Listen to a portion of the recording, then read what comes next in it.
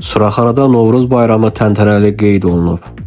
Baharın gəlişinin carçısı olan Novruz bayramı Suraxanı rayonunda böyük izdihamla qeyd olunub.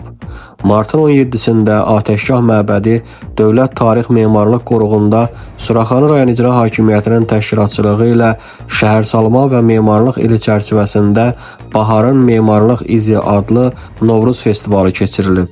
Festivalda rayon icra hakimiyyətinin başçısı Adil Əliyev, Yeni Azərbaycan Partiyası Suraxanı rayon təşkilatının sədri Vüqar Seyidov, rayonun hüquq mühafizə orqanlarının rəhbərləri, rayon icra hakimiyyətinin başçısının müavinləri, şəhid ailələri, qazilər, idarə, müəssisə və təşkilatların nümayəndələri, rayon ictimaiyyəti iştirak ediblər. Meydanın ortasında yerləşdirilən səməni, eləcə də Novruzun personajları olan Bahar qızı, Keçəl, Kosa, şənliyə gələn qonaqlara yüksək bayram əhval-ruhiyyəsi bəxş ediblər. Həmçinin festivalın açılışında Azərbaycan folklorunun və epos ənənəsinin məşhur obrazları Dədə Qorqud, Qazan xan və Burla xatun Oğuz elinin Novruz şənliklərini təsvir edən ədəbi bədii kompozisiya ilə çıxış ediblər. Atəşgah məbədindən götürülən odlar bayram tonqalının alovlandırılması Novruz şənliyinin yadda qalan məqamlarından biri olub. Festival çərçivəsində milli sənətkarlıq nümunələrinin yarmarkası təşkil olunub. Sənətkarlar müxtəlif əl işlərini, xalçaçılıq, duluzçuluq, ağac üzərində oyma və digər dekorativ sənət nümunələrini qonaqlara təqdim ediblər.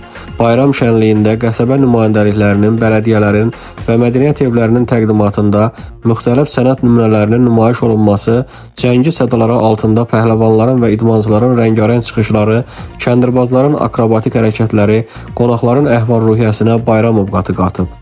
Rayon icra hakimiyyətinin başçısı Adil Əliyev Novruz bayramı münasibətilə rayon sakinlərini təbrik edib, bol ruzi bərəkət və əmin-amanlıq arzulayıb. O, Ulu Öndər Heydər Əliyev siyasi kursunun layiqli davamçısı, qədrbilən xalqımızın qətiyyətli Ali Baş Komandanı Prezident Cənab İlham Əliyevin və 1-ci vitse-prezident Mehriban xanım Əliyevanın da mədəni-mənəvi irsimizə xüsusi diqqətlə yanaşmaları, eləcə də Müzəffər Ali Baş Komandanın rəhbərliyi ilə bütövləşmiş yurdumuzun hər köşəsində şanlı qələbəmizin əbədi bahar gətirdiyi bu əziz bayramın zəfər ovqatı ilə qeyd edildiyini diqqətə çatdırıb.